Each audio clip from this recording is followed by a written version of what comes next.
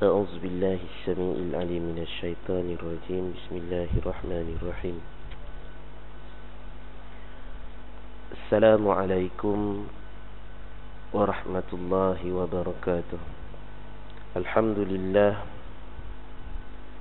لله رب العالمين، والعاقبة للمتقين، ولا عدوان إلا على الظالمين.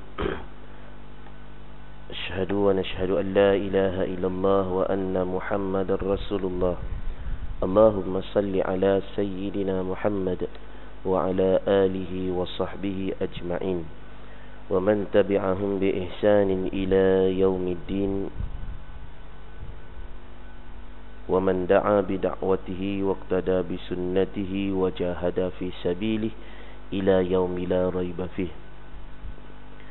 Allahumma ja'al jam'ana haza jam'an marhuma. Ya Allah, Engkau jadikan pertemuan kami pada hari ini pertemuan yang dirahmati. Wa tafarruqana min ba'dihi tafarruqan ma'suma. Dan perpisahan kami selepas ini perpisahan yang terpelihara daripada maksiat. Wa la taj'alillahumma fina wa la ma'ana wa la man yatba'una. Ya Allah, jangan Engkau jadikan di kalangan kami, dan jangan Engkau jadikan apa yang ada pada kami, dan jangan Kau jadikan mereka yang bersama-sama dengan kami syaqiyya wala matruda, mendapat penderitaan dan juga kesengsaraan. Allahumma nawwir qulubana binuri hidayatik. Ya Allah, Engkau terangi hati-hati kami ini dengan cahaya hidayah-Mu, kama nawartal arda binuri syamsika abadan abada, sebagaimana Engkau telah menerangi bumi ini dengan cahaya matahari selama-lamanya. Asbahna ala fitratil Islam wa kalimatil ikhlas, وعلى دين نبينا محمد صلى الله عليه وسلم وعلى ملة أبينا إبراهيم حنيفا وما كان من المشركين. Amin ya rabbal alamin. Amma ba'du. Yang dimuliakan Tuan Imam ahli jawatan kuasa masjid, tuan-tuan guru, tuan-tuan haji, puan-puan hajjah, ibu-ibu, bapa-bapa muslimin dan muslimat yang dirahmati Allah Jalla wa Ala. Pertamanya kita mulakan dengan Ummul Kitab Al-Fatihah.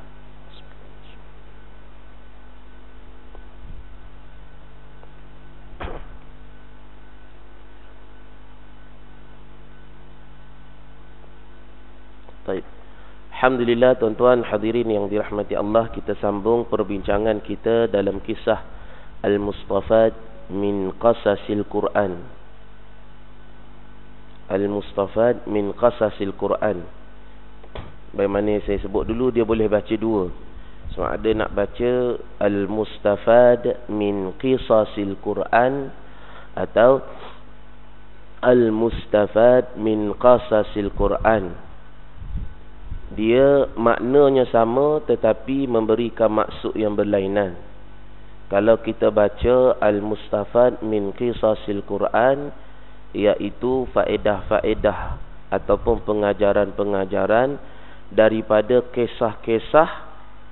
Kalau baca qisasi, kisah-kisah yang boleh diambil kisah daripada luar, bukan total 100% kisah tu daripada Quran.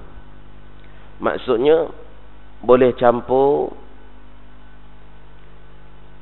kisah-kisah orang Arab dulu yang bercerita, boleh campur Israiliyat, boleh campur segala macam. Tapi kita nak yang originalnya daripada kisah Al-Quran ni, dia kena baca Al-Mustafad min qasasil Quran.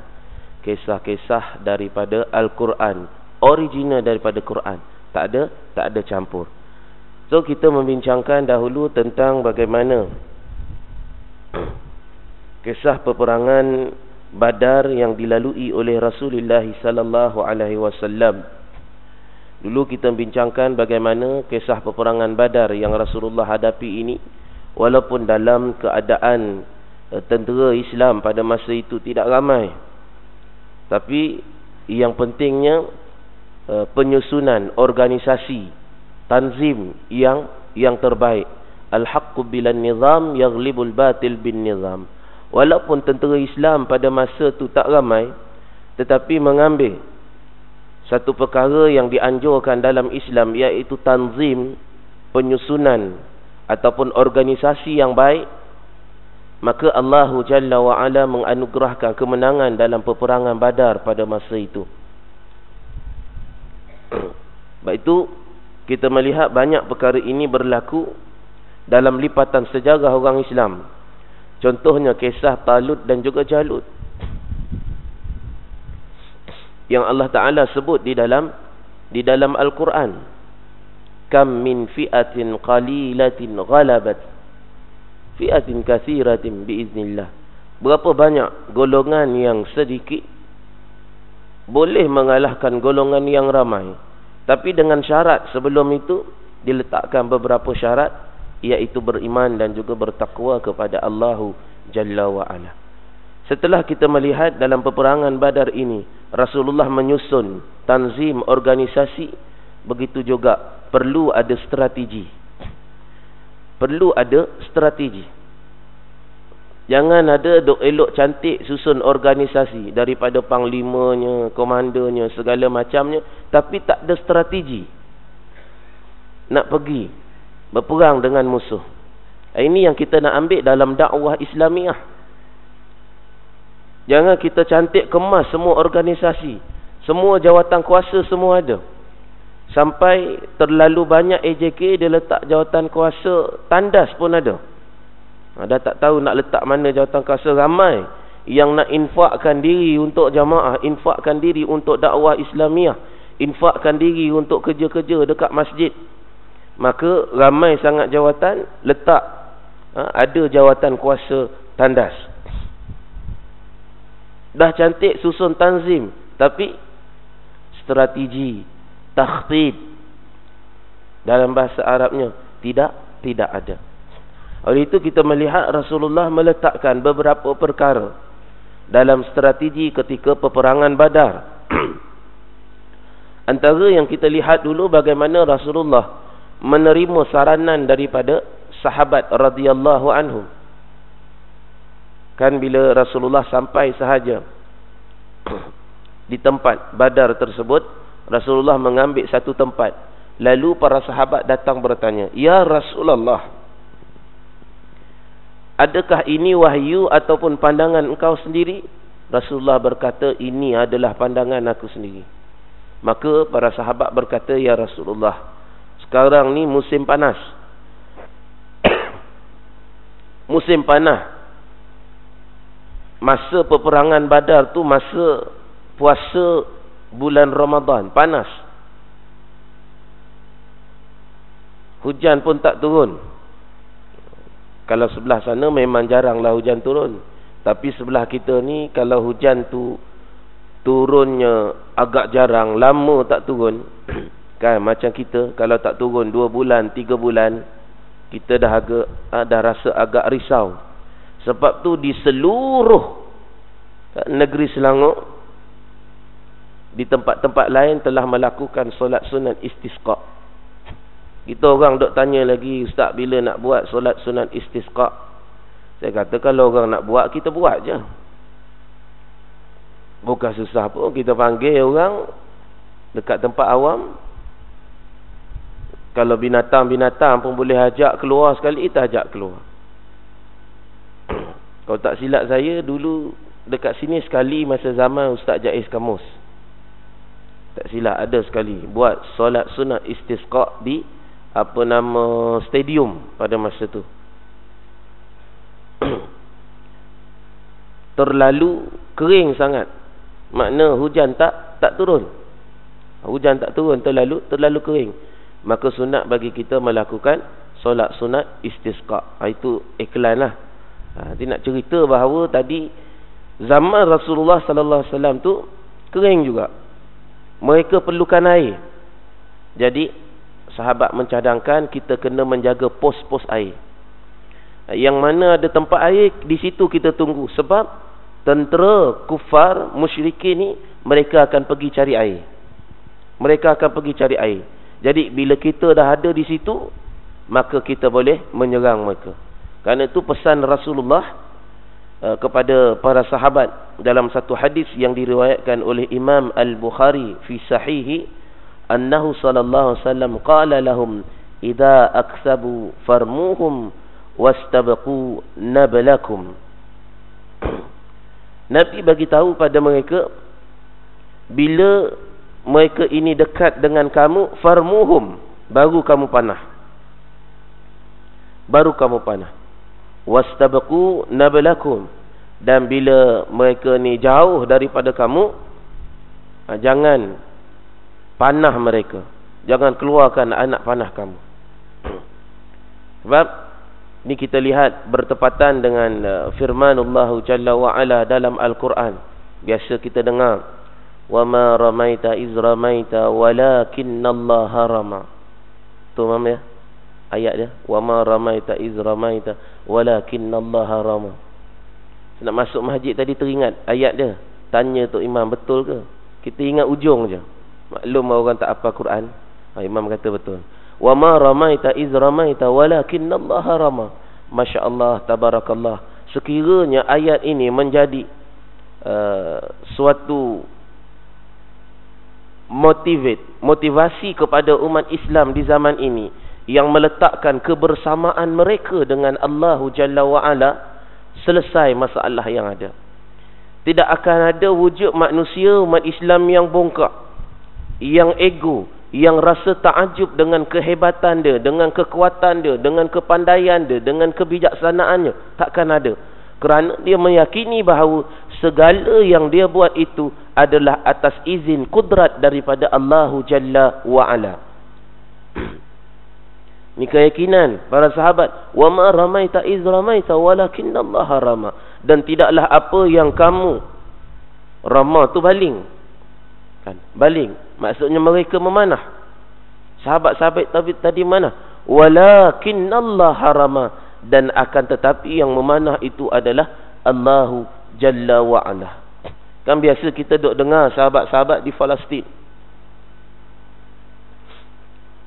sahabat-sahabat di Syria, sahabat-sahabat di Afghan dan tempat lain, yang terkini di Afrika. Yang terkini di Afrika.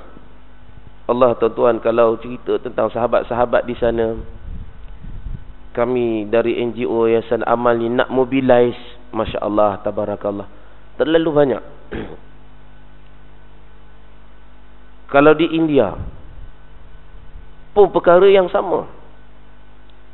Rata-rata umat Islam di seluruh dunia pada masa ini, betul lah hadis Nabi yang menyebut bahawa akhir zaman ini umat Islam seperti buih-buih di lautan. Ramai. Tapi tengoklah buih-buih di lautan tak boleh buat apa. Di Afrika baru ni, sebuah tahfiz yang mengajar anak-anak kita Al-Quran diserang dan dibakar.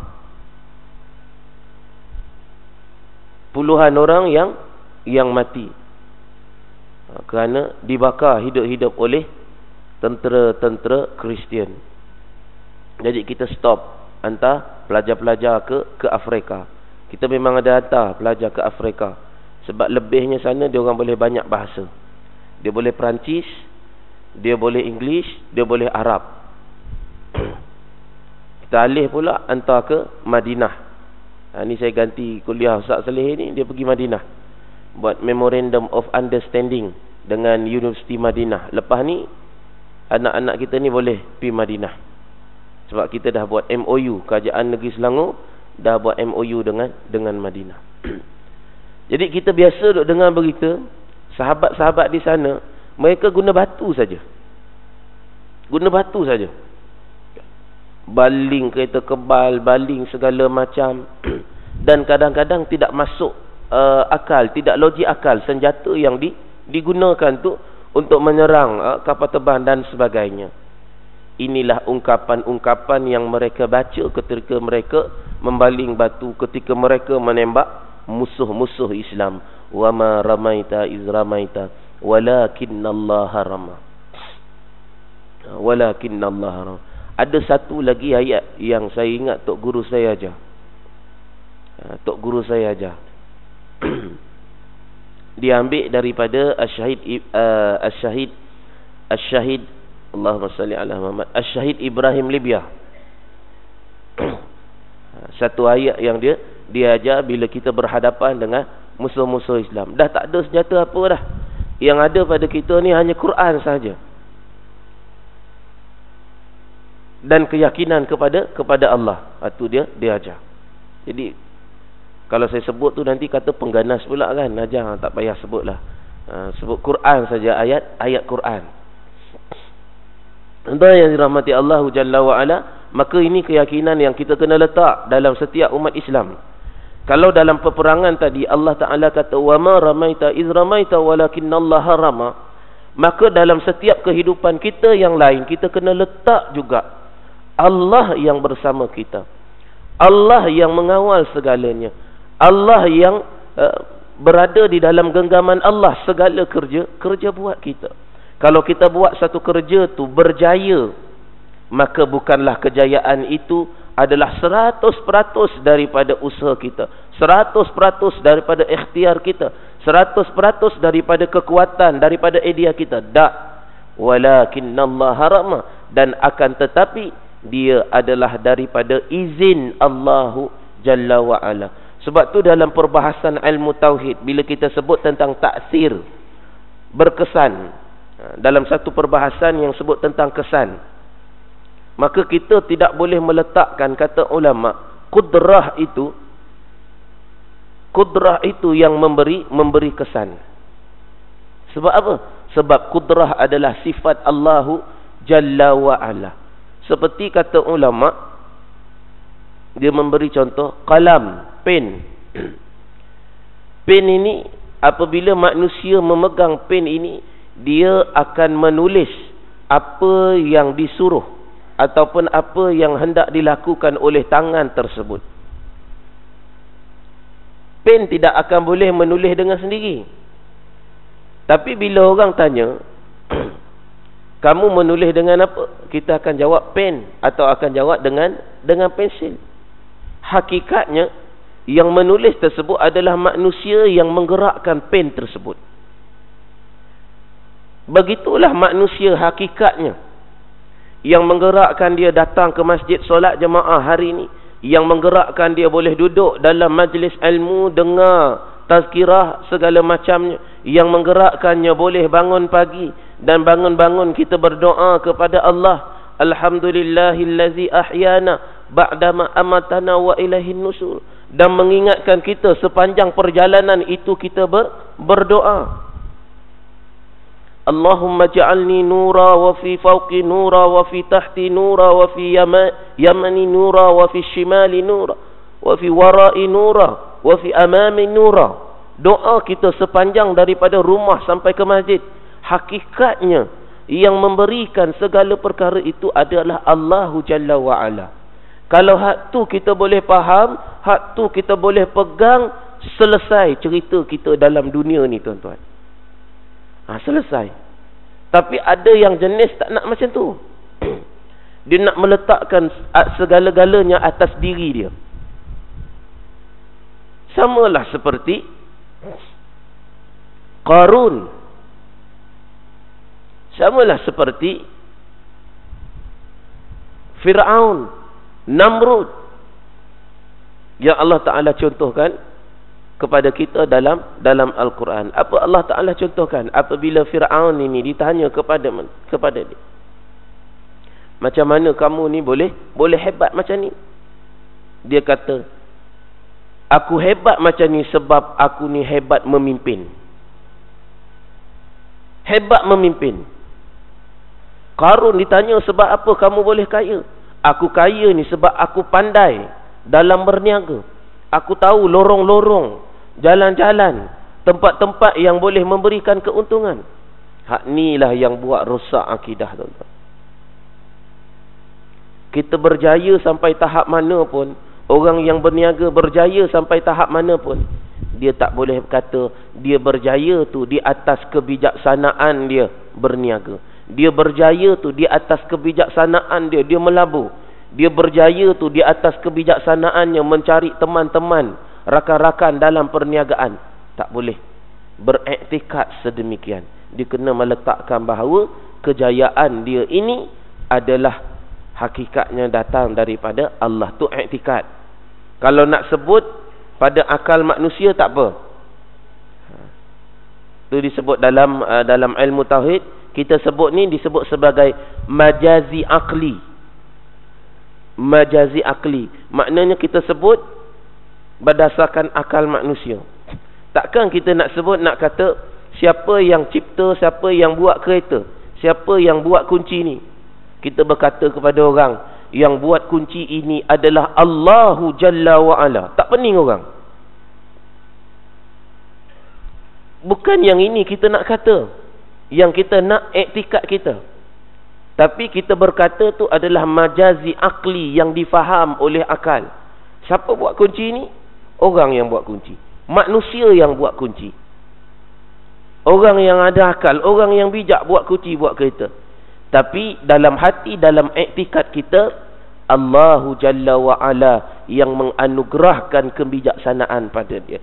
Allahu Jalla wa'ala yang memberikan ilham pada dia. Itu yang kita nak. Dia sebut, dia kata tu majazi akli. Perkataan yang dipaham oleh akal. Jangan kita sebut perkataan yang tidak faham akal.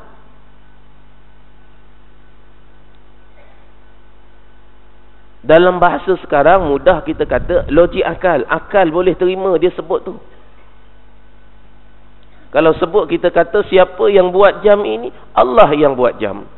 Siapa yang buat kunci, Allah yang buat kunci. Siapa yang buat meja, Allah yang buat meja. Perkataan yang tidak dipaham oleh akal. Maka sebab tu keyakinan ini kita perlu letak dalam setiap diri umat Islam. Ini yang ditunjukkan oleh Rasulullah kepada sahabat, kena yakin. Wa ma ramaita iz ramaita walakinallaha rama.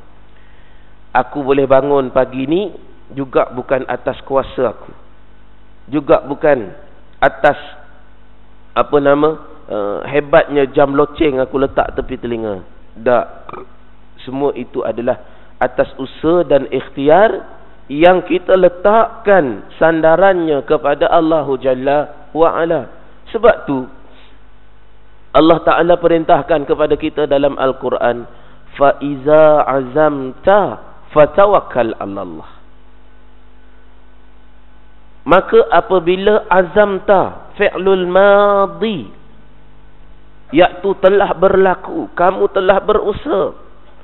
Buat apa Allah Ta'ala tak letak fa iza ya'zum, apabila kamu sedang berusaha.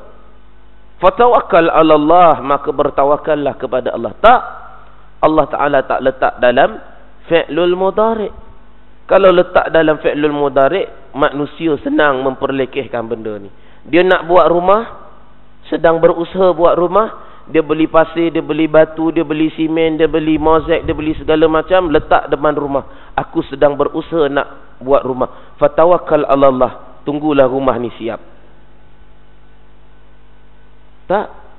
Allah Ta'ala kata fa iza azamta, kamu dah berusaha, dah buat, dah ikhtiar, baru bertawakal kepada Allah. Fatawakkal 'alallah. Jangan belum habis usaha lagi. Belum habis usaha lagi dah nak bertakwa. Macam mana anak kita yang masuk periksa. Masuk periksa SPM. Belum masuk periksa lagi dah tawakal lah. Belum habis jawab soalan periksa dah tawakal lah. Patutnya dia dah usaha, dia dah jawab semampu yang boleh. Keluar daripada dewan periksa, fatawakkal 'alallah, maka bertawakal kepada Allahu Jalla wa'ala. Tu anak-anak kita, tuan-tuan, yang nak menghadap peperiksaan SPM. Kita dok sibuk bagi dia tuition, bagi dia bekalan nak masuk dalam dewan peperiksaan, menghadapi SPM. Kita ni yang akan berhadapan dengan SPM, apakah persediaan kita? Tuan-tuan, apa persediaan kita berhadapan dengan SPM? Sijil padang mahsyar, kata ulama. Ada bersedia untuk SPM kita? Kalau tak ada bersedia, bersedia dari sekarang. Jangan bila SPM dekat sana nanti habis, kosong, Makkah, tak ada apa. Jadi semua orang kena bersedia untuk sijil padang mahsyar, SPM dia. Sebab tu tuan-tuan, Rasulullah sallallahu alaihi wasallam bagi tahu pada sahabat ni, iza aksibukum, bila mereka ni dekat, farmuhum, baru kamu panah. Kerana itu usaha, ikhtiar. Anak panah ni, saya tak pastilah kan, dia boleh sampai berapa ratus meter, tu kena tanya ahli dalam memanah. Begitu juga dengan peluru, dia ada had-hadnya, boleh sampai berapa ratus meter, boleh sampai berapa meter, dia ada had-hadnya. Jadi usaha dia, kalau seorang tentera, seorang polis, usaha dia untuk menembak musuh, dia takkan menembak dari jauh. Sebab dia faham, dia dah tahu dah, senjata ni sampainya berapa ratus meter. Katalah contoh kan, saya tak tahu berapa ratus meter. Contoh, senjata tu peluru tu boleh sampai 200 meter. Maka dia tidak akan menembak dalam jarak 500 meter atau 700 meter. Buang peluru sia-sia. Sebab itu hanya separuh usaha. Separuh usaha. Usaha dia baru pegang senjata, baru nak tembak. Dia tak usaha lagi. Usaha yang mengikut penilaian bahawa peluru tu dalam 200 meter. Dia kena usaha ke arah itu. Baru fatawakal Allah, bertawakal kepada Allah. Gitu contohnya. Jadi benda ni dah ditunjukkan oleh Rasulullah sallallahu alaihi wasallam dalam peperangan Badar, supaya kita fikir, ambil pengajaran. Jangan duk baca, oh Rasulullah berperang dalam perang Badar, ada tentera pemanah. Tentera pemanah tu Rasulullah pernah sebut, iza aksabukum farmuhum, bila dah dekat baru kamu tembak, baru lepaskan busur anak panah. Jauh, kata Nabi, wastabquna belakum, jauh kamu jangan tembak. Sebab takkan sampai dari sudut akal manusia. Gitulah orang yang nembak, orang yang masuk hutan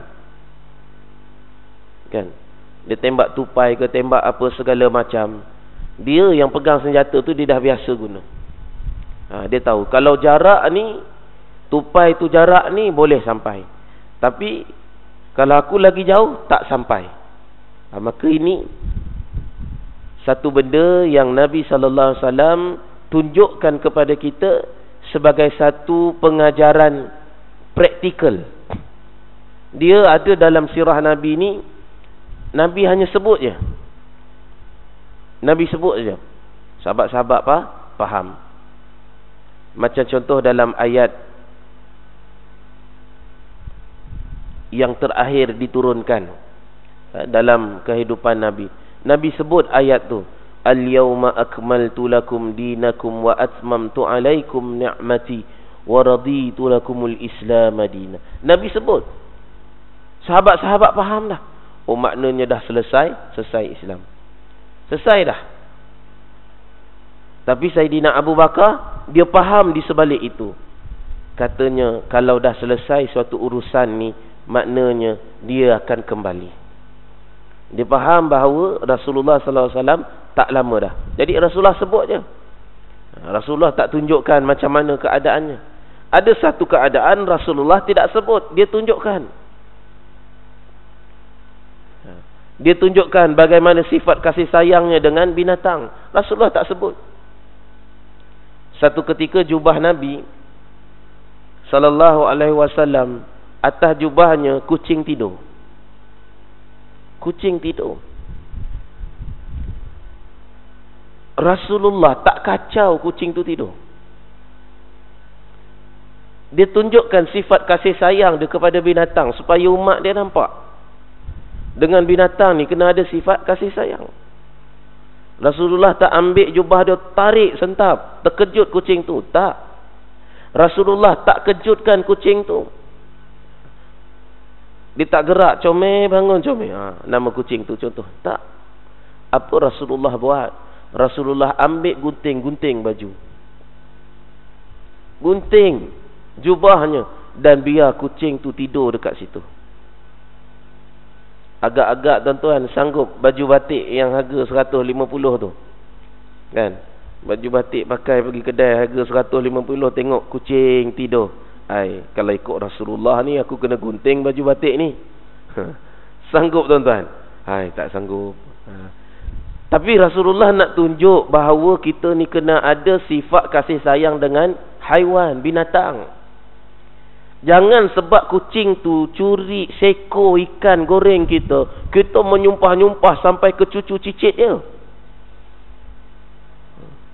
Aku sumpah engkau 7 keturunan. 7 keturunan sumpah kucing.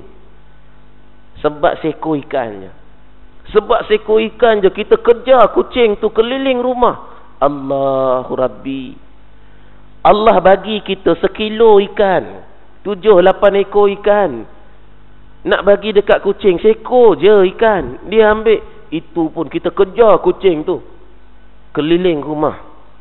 Mana sifat belas kasihan dengan haiwan. Ni Rasulullah ajar dalam bentuk praktikal je. Tunjuk. Kamu kena ada sifat belas kasihan sama haiwan. Tak payah sebut. Sahabat faham, maka kita kena faham. Oh, rupanya aku kena ada sifat belas kasihan juga dengan haiwan. Kalau dia ambil lauk aku seekor, tak apalah, itu rezeki dia. Tak perlu nak marah-marah, tak perlu nak sepak, tak perlu nak flying kick. Ada orang, saya pernah jumpa, bukan kisah tak benar, kisah benar. Saya pernah jumpa kucing tu disepaknya macam bola. Tak pasal-pasal kucing tu hari tu dia rasa dia terbang. Kata sebelum ni aku tak pernah terbang, tiba-tiba boleh terbang. Tuan-tuan, Rasulullah tunjuk dalam bentuk praktikal. Dia buat sendiri. Dan umatnya sepatutnya lebih daripada tu. Lebih daripada tu. Kena lebih daripada tu. Sifat kasih sayang sama binatang, sama kita kata tadi kucing, sama ayam. Ni ada pula dia menipu ayam. Kan? Dia menipu ayam. Apa perasaan ayam tadi kalau ditipu? Nasib baik ayam tu jenis tak boleh cakap. Kalau boleh cakap dia marah. Kamu panggil aku tapi tak bagi makan. Kan? Suka tengok ayam je dipanggil. Kurr, dia panggil. Datang ayam. Ayam datang, tengok-tengok tak ada makanan depan dia. Kalau orang sufi ni dia marah tuan-tuan. Tak ada sifat belas kasihan. Menipu dengan haiwan. Tak ada belas kasihan. Hanya nak menggembirakan hati dia, seronok tengok ayam. Tapi dia menzalimi orang lain. Dia nak gembirakan hati dia, tapi dia zalimi lain. Zalimi haiwan, zalimi binatang. Tak boleh tuan-tuan begitu. Kita kalau nak gembirakan hati kita, jangan kita menzalimi orang lain. Last, saya nak ada satu kisah. Kisah seorang guru dengan anak murid. Seorang guru dengan anak murid ni dia berjalan di satu pekan. Bila dia berjalan, anak murid ni dia nampak ada sepasang kasut yang ditinggalkan. Lalu anak murid ni berkata kepada guru, dia kata, "Tuan guru, saya rasa ni kasut tukang bersih sampah ni, dia tertinggal dekat sini. Lepas ni mesti dia cari. Tuan guru, saya bercadang saya nak sorokkan kasut ni. Lepas tu nanti biar dia datang, dia cari. Dia cari, dia akan jumpa kasut tu." Apa tuan guru tu kata? Dia kata, "Wahai anak muridku, kamu buat begitu untuk apa?" Dia kata, "Aku buat begitu untuk menggembirakan hati aku. Bila datang tengok dia sibuk, dia tercari-cari barang dia, aku gembira." "Wahai anak muridku, tidak patut kamu melakukan sedemikian hanya semata-mata kamu nak menggembirakan diri kamu, tetapi kamu menzalimi orang lain. Bagaimana kalau aku cadangkan? Kalau aku cadangkan, pertama dia bagi tahu, kamu ni anak orang kaya kan? Banyak duit?" "Ya," katanya. "Bagaimana kalau aku cadangkan di dalam kasut itu kamu letak duit, kemudian kamu sorokkan kasut tu. Nanti bila dia cari-cari kasut, dia jumpa, lalu dia temui duit dalam kasut tu." Jadi anak murid ni pun dia ikutlah apa kata tuan guru dia tadi. Lalu dia ambil kasut tadi, dia letak duit dan dia sorok satu tempat dan dia menyorok. Tak lama selepas tu datanglah tukang yang membersihkan sampah tadi mencari-cari kasut dia. Bila dia cari-cari kasut dia, sebab dia rasa dia letak dekat situ, dia cari-cari dalam keadaan gelisah, rupanya ada kasutnya tersorok. Dan bila kasutnya tersorok, dia bersih-bersihkan dan dia nak pakai, rupa-rupanya dia jumpa duit dalam tu. Menangis si pengemis tadi, mengadu kepada Allah, "Ya Allah, betapa murahnya hati kamu mengetahui aku ini dalam keadaan susah. Isteri aku sedang sarat untuk melahirkan anak.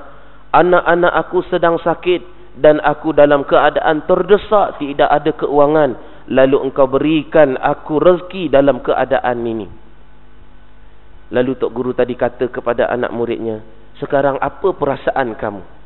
Anak murid tadi tengok dalam keadaan terharu, dia kata, "Betul lah Tuan Guru. Aku gembira tengok dia gembira sedemikian." Dan dia buat perbandingan. Bagaimana keadaan pertama dan keadaan kedua kalau kamu buat. Keadaan pertama kamu gembira, tetapi kamu menzalimi dia, sorok kasut dia. Keadaan kedua kamu gembira dan dia juga gembira. Sebab tu tuan-tuan, kita jangan duk fikir senang kita saja. Aku gembira, biarlah orang lain tak gembira. Tak.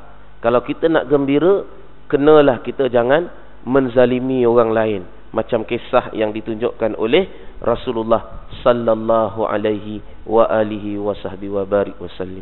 Mudah-mudahan tuan-tuan kita dapat mengambil sedikit pengajaran daripada kisah-kisah yang disebutkan di dalam Al-Quran berkaitan dengan sirah Nabi sallallahu alaihi wasallam.